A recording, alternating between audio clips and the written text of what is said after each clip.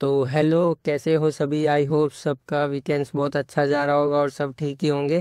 तो आज वीकेंड्स का टाइम था, तो टाइम मिलने पे मैंने सोचा कुछ वीडियो बना दूं आपके लिए, जिससे आप फंडेड अकाउंट पास कर सको और आपको कोई दिक्कत या डिफ़िकल्टीज फेस ना करनी पड़े जो गलतियां न्यू ट्रेडर्स करते हैं फंडेड अकाउंट बाय करके। क्योंकि नॉर्मल सा $5K का अकाउंट भी आप खरीदने जाओगे तो आपको एटलीस्ट $13 पे करना पड़ेगा, या कुछ फर्म $35 भी लेती है, कुछ फर्म $45 भी लेती है। तो मैं ये इजी कर दूंगा आपके लिए कि हमें पास कैसे करना है। ओके। तो फंडेड अकाउंट देखो, 5 ऐसे मेथड है जो मैं लेके आया हूँ, और आई होप अगर आप इसे ध्यान से सुनोगे और इस चीज़ को अपने ऊपर अप्लाई करोगे ना, तो आपके लिए बहुत अच्छा रहेगा। और आई होप आप 13 डेज या 15 डेज में ही अपना स्टेप 1 क्लियर कर दोगे। और कुछ फर्म ऐसी होती है जो स्टेप 1 का भी अकाउंट देती है, और कुछ फर्म ऐसी भी होती है जो स्टेप 2 का अकाउंट भी देती है। तो आई होप स्टेप 2 का अकाउंट लेना ही हमारे लिए बेहतर है, क्योंकि वो थोड़ा कॉस्टली ज़्यादा नहीं पड़ेगा, आपको $13 के अंदर मिल जाएगा। तो चलिए शुरू करते हैं। तो 5 ऐसे मेथड है, देखो मेरी स्क्रीन पे मैं दिखा रहा हूँ। जैसे फार्मूला 1, कैपिटल को डिवाइड करो, रिस्क मैनेजमेंट इज की। ठीक है, तो कैपिटल को कैसे डिवाइड करना है वो बता रहा हूँ मैं आपको। तो सबसे पहला फॉर्मूला है, डिवाइड योर कैपिटल स्मार्टली। मतलब स्मार्ट तरीके से डिवाइड कैसे करना है। मान लो आपके पास $10,000 का फंडेड अकाउंट है। कम से कम अगर आप अकाउंट लो ना, तो $10,000 का ही लेना, क्योंकि आप न्यू ट्रेडर हो और फंडेड अकाउंट आपके लिए एकदम नया रहेगा। तो इसमें आपको थोड़ा रिस्क भी ज़्यादा मिलेगा और रिवॉर्ड भी उतना बनाना रहेगा। सिंपल। तो डेली लॉस लिमिट आपको मिलती है $500 की, और ओवरऑल लॉस मतलब $1,000 का आपको रिस्क मिलेगा। और आप में इसको पास करने के लिए भी $1,000 का टारगेट रहेगा। कुछ फर्म ऐसी होती है जो 8% मतलब $800 का टारगेट देती है। तो मैं बताता हूँ आपको। तो हर दिन के हिसाब से आपको क्या है, 1% के अंदर रिस्क रखना होगा। जैसे मतलब मान लीजिए कि 100 से $150 तक का रिस्क ले रहे हो, और इससे अगर आप 10 ट्रेड्स भी गलत कर लोगे तो आपका अकाउंट सेफ रहेगा। ये 10 ट्रेड के लिए मैं क्यों डिवाइड करवा रहा हूँ कि हर ट्रेड तो आपकी लॉस स्ट्रीक में नहीं जाएगी, क्योंकि अगर आप फंडेड अकाउंट बाय भी कर रहे हो तो कुछ ना कुछ तो आप ट्रेडिंग के बारे में सीख के आओगे, इस वजह से। तो आपको 10 ट्रेड के लिए डिवाइड करवाया मैंने, 100 से $150 तक का ही रिस्क लो। पर मैं कहना चाहता हूँ कि $100 के भी अंदर का ही रिस्क लो। 0.5% का आपका प्रॉफिट टारगेट रखना, और 1% का ही रिस्क रखो। मतलब रिस्क ज़्यादा है और रिवॉर्ड जो है वो हमारा कम रख रहे हैं हम। ये भी एक मतलब बेहतर स्मार्ट तरीका होता है, जो मैं कॉन्सेप्ट अपने ऊपर यूज़ करता हूँ। मेरे सर्वर में मेरे पे वो सर्टिफिकेट के भी दिख जाएंगे आपको प्रूफ्स। और मैं सारी ट्रेड अपलोड करता हूँ। जो आपको डिस्कॉर्ड का चैनल चाहिए हो, तो आप यही नाम सर्च करोगे जो यूट्यूब का चैनल है, वहाँ पे मिल जाएगा आपको, और मैं बायो में भी डाल दूंगा आपके लिए। अब फार्मूला 2 पे आते हैं हम, कंसिस्टेंसी और बिग विंस कैसे करना है। तो कंसिस्टेंसी तो रखनी पड़ेगी, देखो दोस्त। तो दूसरा फॉर्मूला, जैसे छोटी छोटी कंसिस्टेंट प्रॉफिट बनाओ। जैसे सिंपल सा बता रहा हूँ, जैसे फर्स्ट ट्रेड है, $30 दिख रहा है, $14, मतलब 30 से 50 पिप्स के अंदर टारगेट रखो और एग्जिट कर दो। ज़्यादा लालच नहीं करनी है आपको इसमें, ठीक है ना। तो आप कंसिस्टेंसी रख के चलोगे ना, तो आप बड़े बड़े प्रॉफिट्स भी निकाल पाओगे। तो जैसे अगर आपका 8% प्रॉफिट टारगेट है 30 दिन का, मतलब ट्रेडिंग डेज के अंदर आपको पास करना हो। मतलब कुछ फर्म होती है जो 1 महीने का आपको टाइम देती है, कुछ फर्म ऐसी भी है जो ऐसा टाइम लिमिट नहीं देती है, आप जब भी चाहो तब कर सकते हो। तो एग्जाम्पल, जैसे मैंने बताया आपको, $30-40 का टारगेट रखो, 25 दिन में आप टारगेट अचीव कर लोगे आसानी से, और आपका फर्स्ट जो स्टेप होता है स्टेप 1 वो क्लियर हो जाएगा। और फिर स्टेप 2 आएगा आपका। अब जैसे फार्मूला 3, सेटअप एक ही रखो, हर बार नया एक्सपेरिमेंट मत करना। मैं अभी भी कह रहा हूँ, अगर आप 1 डेढ़ साल सीख के आ रहे हो तो एक ही सेटअप पे काम करना है।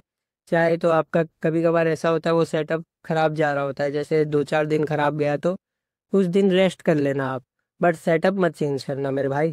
तो तीसरे फॉर्मूला में हम बात करेंगे कि एक सेटअप पर टिक जाओ। बहुत लोग हर बार अलग अलग स्ट्रेटेजी ट्राई करते हैं, और कभी स्कैल्पिंग कभी स्विंग, ये सब कन्फ्यूजन क्रिएट करते हैं मार्केट में, जिससे आपका ट्रेडिंग प्लान भी ख़राब हो जाता है और मास्टर भी नहीं हो पाते हो। क्योंकि अगर हमें एक ही चीज़ पे फोकस करेंगे ना, तो हम उसमें मास्टर कर पाएंगे।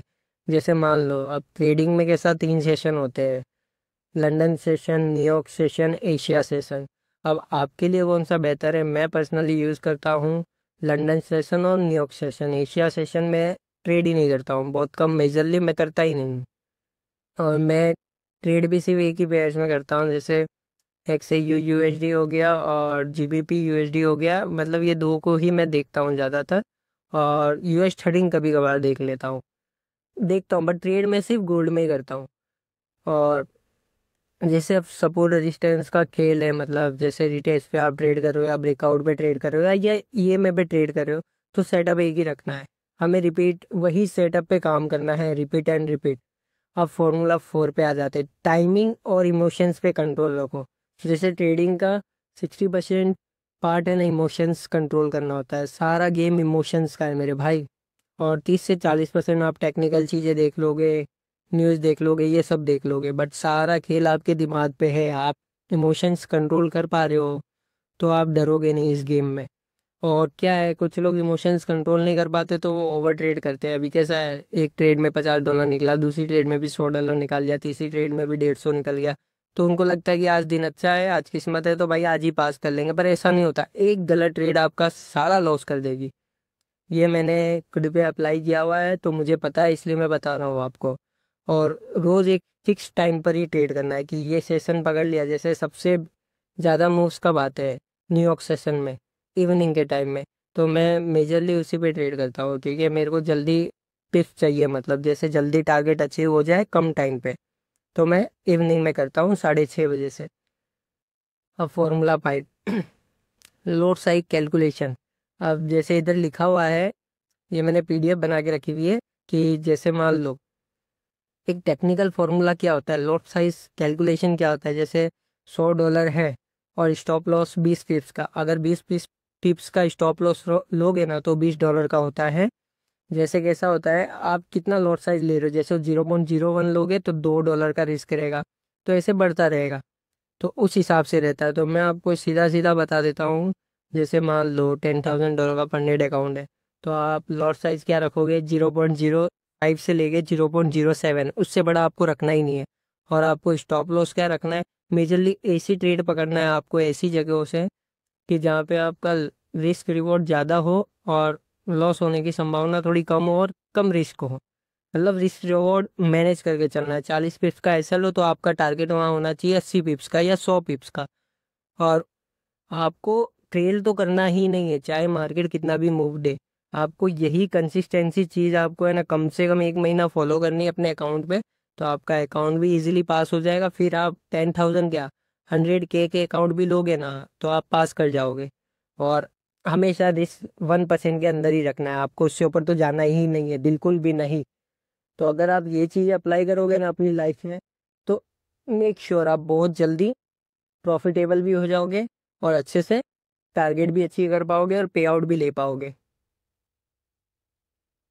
तो आई होप आपको अच्छे से समझ आ रहा होगा सब चीज़ें, क्योंकि जब आप फंडेड अकाउंट को बिजनेस समझोगे ना, क्योंकि जहाँ प्रॉफिट भी प्लान के हिसाब से आता है और लॉस भी कैलकुलेशन के हिसाब से, तभी आप एक कंसिस्टेंट बन पाओगे। और 1% डेली ग्रोथ भी अगर मेंटेन हो गई तो फंडेड अकाउंट पास करना आपके लिए बच्चों का खेल हो जाएगा। आई होप आपको अच्छे से समझ आ रहा होगा मेरी बातें। और चैनल पे आए हो तो लाइक और सब्सक्राइब कर लेना। और आई होप